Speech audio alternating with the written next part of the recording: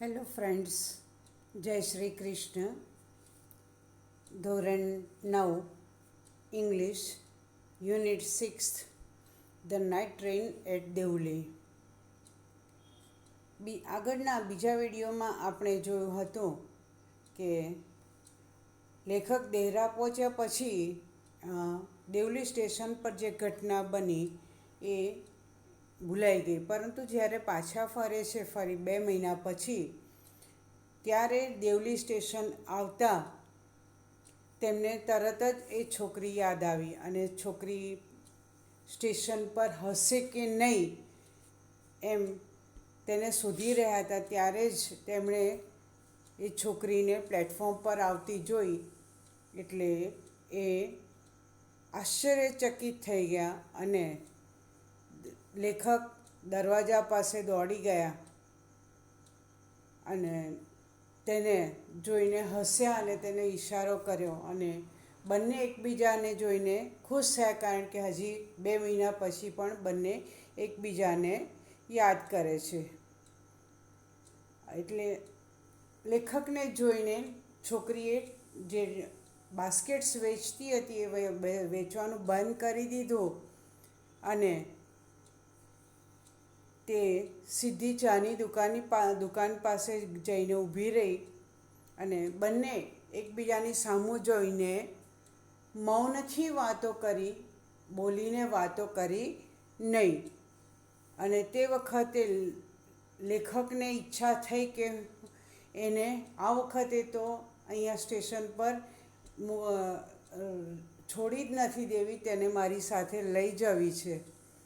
અને જ્યારે અહીંયાથી સ્ટેશન છોડશે ગાડી, ત્યારે અંધકારમાં, રાતનો સમય છે એટલે અંધકારમાં એ છોકરીને સ્ટેશન પર એકલી છોડવી એ વિચાર પણ લેખકથી સહન ન થયો. એટલે એમણે એના હાથમાંથી ટોપલીઓ લઈને નીચે મૂકી અને જેવો ટોપલી લેવા પેલી છોકરીએ હાથ લંબાવ્યો એટલે છોકરીનો હાથ લેખકે પકડી લીધો અને કહે છે કે હવે મારે દિલ્હી જવાનું છે. તો લેખકનો આશય હેતુ સમજીને છોકરી કહે છે કે પણ મારે તો ક્યાંય નથી જવાનું. અને એ વાત થાય છે એટલામાં જ ગાર્ડે વિસલ વગાડી અને તો આ વખતે છોકરી પાસેથી એમને છૂટા પડવા માટે આ ગાર્ડની વિસલ એ કેવી વિઘ્નરૂપ લાગી, એટલે તે ગાર્ડને તિરસ્કાર કરવા લાગ્યા. અને પછી ફરી લેખક એને પૂછે છે કે હું ફરી વાર આવીશ, તું અહીંયા હોઈશ ને? ત્યારે છોકરી ફરી પાછું માથું હલાવતા કહે છે કે મારે તો ક્યાંય નથી જવાનું. અને એટલામાં જ ઘંટ વાગ્યો અને ગાડી આગળ ચાલી. એટલે ન છૂટકે લેખકે છોકરીનો હાથ છોડી અને ચાલતી ગાડી તરફ દોટ મૂકી. ત્યાં સુધી મિત્રો આપણે બીજા વિડીયોમાં જોયું હતું. હવે આગળ જઈએ. છેલ્લી લાઈન ફરી રિપીટ કરું છું. She nodded again. To nod એટલે માથું હલાવવું. ફરી તેણે માથું હલાવ્યું. The bell clanged and the train slid forward. સ્લાઇડનો ભૂતકાળ. અને ઘંટ વાગ્યો અને ગાડી આગળ ચાલી. I had to pull my hand away from the girl and run for the moving train. હવે મારે છોકરીનો હાથ છોડવો પડ્યો અને ચાલતી ગાડી તરફ દોટ મૂકી. This time I did not forget Har.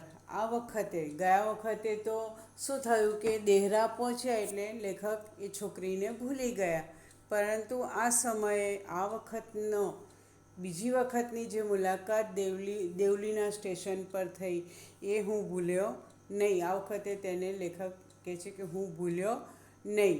She was with me for the rest of the journey. Rest of the journey એટલે કે બાકીની જે મુસાફરી રહી દેવલીથી દિલ્હી આવતા ત્યાં સુધીની બાકીની મુસાફરી દરમિયાન અને ત્યાર પછી પણ મુસાફરી પૂરી થઈ. લેખક દિલ્હી પોતાના ગંતવ્ય સ્થાન પર આવી ગયા પછી પણ તેને ભૂલ્યા નહીં અને ઘણા લાંબા સમય સુધી એન્ડ ફોર લોંગ આફ્ટર, ત્યાર પછી ઘણા લાંબા સમય સુધી પણ તે મારી સાથે હતી. દેટ મીન્સ તેની યાદ મારી સાથે હતી.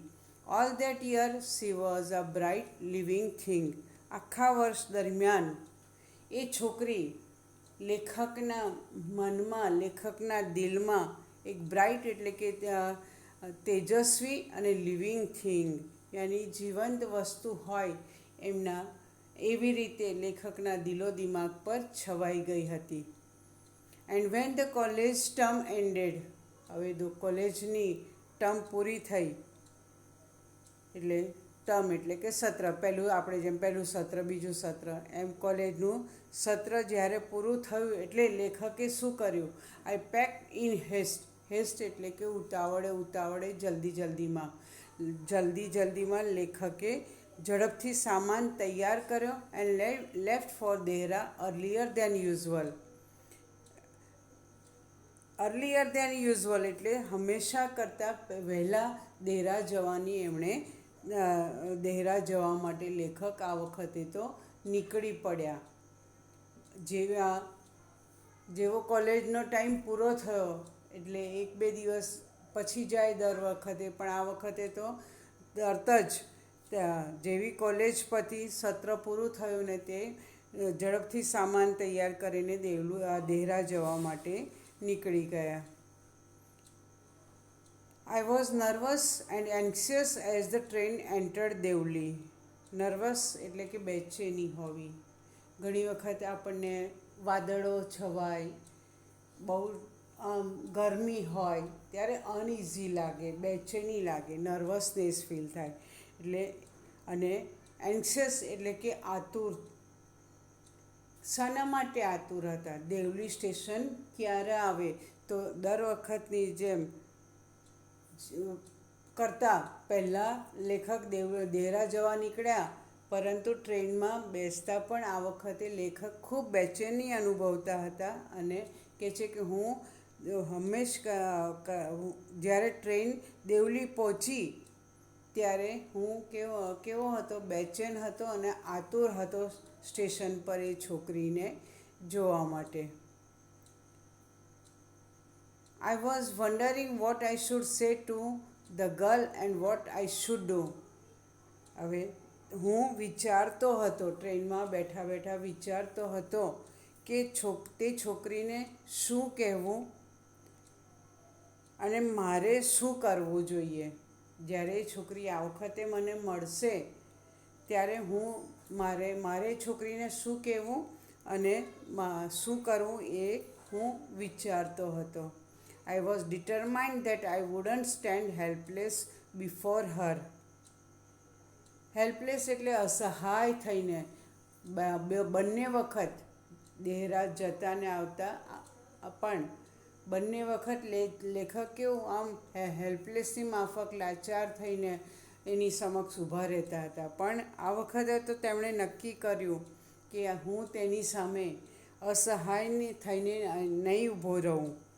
અને આઈ ડિટરમાઇન્ડ એટલે કે મેં નક્કી જ કરી લીધું હતું, હું મક્કમ હતો કે હું એની સામે અસહાય લાચાર પરિસ્થિતિમાં ઊભો નહીં રહું. The train came to Deoli. હવે ટ્રેન દેવલી પહોંચી. And I look up and down the platform. અને અપ એન્ડ ડાઉન એટલે ઉપર નીચે નહીં, આખા પ્લેટફોર્મના એક છેડાથી બીજા છેડા તરફ લેખકે નજર દોડાવી છોકરીને શોધવા માટે. એટલે જ્યારે ટ્રેન દેવલી પહોંચી ત્યારે પ્લેટફોર્મના એક છેડાથી બીજા છેડા સુધી મેં નજર દોડાવી, એટલે કે મેં શોધી, એ છોકરીને શોધી. But I could not see the girl anywhere. પરંતુ મને તે છોકરી ક્યાંય ન દેખાય. એનીવેર એટલે ક્યાંય નહીં. I open the door and stepped up the footboard. હા, મેં શું કર્યું? હવે હું બારણા પાસે ગયો, મેં બારણું ખોલ્યું અને પગથિયાથી હું નીચે ઉતરી ગયો. બારી પાસેથી મેં જોયું, આખા પ્લેટફોર્મ પર નજર દોડાવી, ક્યાંય ન દેખાઈ, એટલે દરવાજા પાસે આવ્યો અને હું બારણું ખોલીને પગથિયેથી ઉતરી ગયો. I was deeply disappointed. Deeply એટલે ખૂબ જ, અને ડિસઅપોઇન્ટેડ એટલે કે નિરાશ. આખા પ્લેટફોર્મ પર છોકરીને ક્યાંય ન જોઈ, તેથી હું ખૂબ જ નિરાશ થઈ ગયો. I felt I had to do something. હવે મને લાગ્યું કે મારે કંઈક કરવું જોઈએ. હવે છોકરી તો દેખાતી નથી. And so I rain up to the station master. હવે મારે કંઈક કરવું જોઈએ. તો શું કરવું જોઈએ? એના માટે ખૂબ જલ્દીથી સ્ટેશન માસ્ટર જ્યાં એમની ઓફિસમાં બેઠા હતા ત્યાં હું એમની પાસે પહોંચી ગયો. એન્ડ સેડ, પહોંચી અને મેં તેમને કહ્યું, do you know the girl who use to sell baskets here? Use to એટલે કે આ છોકરી જે અહીંયા ટોપલીઓ વેચતી હતી તેને તમે જાણો છો અથવા ઓળખો છો? The station master said, no I don't. આ રીતે પણ વંચાય અને no I don't said the station master. હવે આપણે થોડીક વાંચવાની પદ્ધતિ પણ બદલવી જોઈએ. હવે 8મામાંથી 9મામાં આવ્યા એટલે તમારે સમજવું જોઈએ કે મેડમે નો આઈ ડોન્ટ વાંચ્યું પહેલાં કે પછી વાંચ્યું. એ તમે પણ યુઝ ટુ થઈ જજો મારાથી. ઓકે, કેવી રીતે વાંચન થાય. તો the station master said, no I don't. ના, હું તેને નથી જાણતો કે નથી ઓળખતો. હવે the train was moving out of the station. હવે ગાડી સ્ટેશનની બહાર ધીમે ધીમે જઈ રહી હતી, ચાલુ થઈ ગઈ હતી. And I had to run up the platform and jump for the door of my compartment. એટલે જેવી ટ્રેન ચાલુ થઈને જઈ રહી હતી સ્ટેશનની બહાર, એટલે મેં શું કર્યું, મારે શું કરવું પડ્યું? તો મારે પ્લેટફોર્મ પર દોડી અને જે ડબ્બાનું માં બેઠા હતા એ ડબ્બાનું બારણું પકડવા માટે લેખકે કૂદવું પડ્યું. કૂદીને બારણાના સળિયા પકડવા પડ્યા. As Deoli platform vanished. જે વેનિશ એટલે અદૃશ્ય થવું અથવા દેખાતું બંધ થવું. જેવું દેવલી સ્ટેશન પ્લેટફોર્મ દેખાતું બંધ થયું, I decided that one day I would have to break journey there. મેં નક્કી કર્યું, ટુ ડિસાઇડ એટલે નક્કી કર્યું. મેં નક્કી કર્યું કે એક દિવસ મારા પ્રવાસ દરમિયાન ત્યાં રોકાઈ જઈશ. દેવલીમાં એક દિવસ હું રોકાઈ જઈશ. પાછા વળતા કે જતા એક દિવસ તો એવો રાખીશ કે હું ત્યાં રોકાઈ જઈશ. I would spend A day in the town. Two spend એટલે વિતાવવું. હું શું કરીશ? ત્યાં રોકાઈ જઈશ. હું ગામમાં એક દિવસ વિતાવીશ. મેક ઇન્ક્વાયરીઝ એટલે પૂછપરછ કરવી. ટુ મેક ઇન્ક્વાયરી એટલે પૂછપરછ કરવી, તપાસ કરવી. એટલે લેખકે નક્કી કર્યું કે એક દિવસ જ્યારે હું પાછો પ્રવાસ ફરી ક્યારેક કરતો હોઈશ ત્યારે મારા પ્રવાસ દરમિયાન હું એક દિવસ દેવલી રોકાઈશ. ત્યાં આખો દિવસ વિતાવીશ. છોકરીની તપાસ કરીશ. And find the girl who had stolen my heart with nothing but a look from her dark impatient eyes. અને તપાસ કરીશ. કોની તપાસ કરીશ? તો find the girl who had stolen my heart. અને જે છોકરીએ મારું હૃદય ચોરી લીધું છે, એટલે મારું દિલ જે છોકરીએ ચોરી લીધું છે એ કેવી હતી? એ છોકરીને અહીંયા વર્ણન કરે છે કે the girl and find the girl who had stolen my heart with nothing but a look from her dark patient eyes. અને તેની કાળી અને ઉત્સુક, ઇમ્પેશન્ટ એટલે કે ઉત્સુક, એની આ કાળી અને ઉત્સુક આંખોની નજરથી તેણે મારું હૃદય ચોરી લીધું છે, મારું હૃદય જીતી લીધું છે. તેને હું ચોક્કસ શોધી કાઢીશ. In the last few years, I have passed through Devli many times. છેલ્લા કેટલાક વર્ષોમાં હું દેવલી સ્ટેશન પરથી ઘણી વખત પસાર થયો. I always look out of the window to see the same unchanged face smiling to me.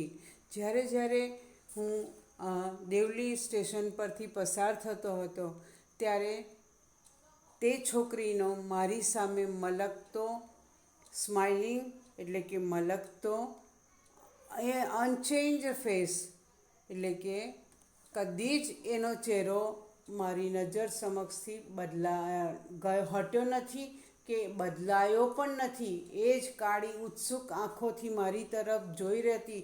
એ જ ચહેરો જોવા માટે હું હંમેશા શું કરતો હતો, બારીની બહાર જોતો હતો. But I will never break journey there. પરંતુ હું ક્યારેય ત્યાં રોકાઈશ નહીં. બ્રેક જર્ની એટલે મુસાફરીમાં રોકાવું, પરંતુ હું ક્યારેય ત્યાં રોકાઈશ નહીં. કેમ એવું થયું? I prefer to keep hoping and dreaming and looking out of the window for the girl with the baskets waiting for me. કેમ લેખકે એવું વિચાર્યું કે હવે હું કદી ત્યાં નહીં રોકાઉં. ઘણા વર્ષો વીતી ગયા, ત્યાં થઈને દેવલીથી આવ્યા, પરંતુ એનો ચહેરો જોવા માટે જ્યારે ટ્રેનમાંથી ત્યાંથી હું દેવલીથી પસાર થાઉં તો હું બારીની બહાર જોતો રહું અને વિચાર્યું કે હું એને જોઈશ. પહેલાં તો વિચાર્યું કે એક દિવસ રોકાઈને એની શોધી કાઢીશ, પરંતુ હવે વિચાર છે કે હું કદી રોકાઈશ નહીં. કેમ નહીં રોકાઉં? તો કે I prefer to keep hoping. To hope એટલે આશા રાખવી. તો and dreaming and looking out of the window for the girl with the baskets waiting for me. એ છોકરી જે ટોપલીઓ લઈને મારી રાહ જોતી હતી, એ મારી રાહ જોતી છોકરીને જોવાની આશા અને સ્વપ્ન સાથે હું બારીની બહાર જોવાનું પસંદ કરું છું. લેખકને હજી પણ આશા છે અને સ્વપ્ન જુએ છે કે ક્યારેક તો મને એ છોકરી ટોપલીઓ સાથે પ્લેટફોર્મ પર જોવા મળી જાય. પરંતુ શું થાય છે?